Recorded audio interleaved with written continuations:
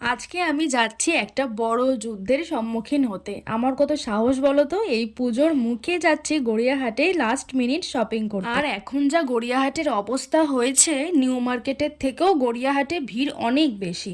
লোক মেরে দিয়ে চলে যাচ্ছে, পায়ের ওপর পাড়া দিয়ে চলে যাচ্ছে, মানে একবার ঘুরে তাকানোরও সময় নেই। সরি বলার তো দূরের কথা, মারাত্মক ভিড় হচ্ছে। তোমাদের কি শপিং কমপ্লিট হয়ে গেছে? আমাকে কমেন্ট করে জানিয়ে তো। গড়িয়াহাটে পৌঁছেই আগে চলে গেলাম গোপালের কিছু জামা কাপড় কিনতে। সব গোপালের জন্যই একই দিনে কিনে নিলাম।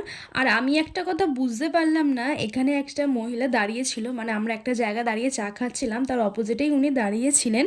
আর উনি আমাকে এরমভাবে কেন দেখছিলেন আমি তো বুঝতেই পারছিলাম না। দেখো তোমরা কিরমভাবে আমাকে দেখছিলে। যাই হোক, কেন দেখছিল আমি তো এখনো ভিডিও এডিটিং করার সময়ও বুঝতে পারলাম না। তারপর আমি চলে গেছিলাম একটা ওড়নার দোকানে একটা ওড়না কিনতে। আমার একটা গোল্ডেন কালারের ওড়না কেনার ছিল, সেটাই কিনলাম। তারপর চলে গেলাম আমরা হাউস অফ এসএলে। এখান থেকে রাজের একটা জুতো কেনার দরকার আছে, তো সেটাই দেখছিলাম। তো আমাদের কালেকশন পছন্দ না হওয়ায় আমরা ওখান থেকে চলে গেলাম সিটি স্টাইলে। আর সিটি স্টাইলে রাজের একটা প্যান্ট ট্রায়াল করার জন্য আমরা মিনিমাম 15 মিনিট লাইনে দাঁড়িয়েছিলাম। আর রাজ তো দাঁড়াবেই না লাইনে, আমি ওকে জোর জবরদস্তি দাঁড় করিয়েছি। তারপরে আমার কটা জিন্স পছন্দ হয়েছিল, তো সেগুলো আমি ট্রায়াল দিলাম। এই জিন্সটা আমি নিইনি, কোনটা নিয়েছি তোমাদেরকে আমি তাড়াতাড়ি দেখিয়ে দেবো।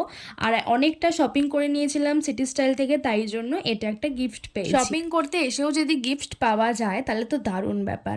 ওখানে রাজের জুতো যেহেতু পছন্দ হয়নি, তাই আমরা চলে এলাম জুডিওতে। জুডিওতে এসেও রাজের জুতোর কালেকশন খুব একটা পছন্দ হচ্ছিল না। অনেকক্ষণ ধরে ঘোরার পর, অনেক কটা জুতো পরে দেখার পরে ওর একটা পছন্দ হয়, তো আমরা জুতোর শপিংটা ওখান থেকেই করে নিই।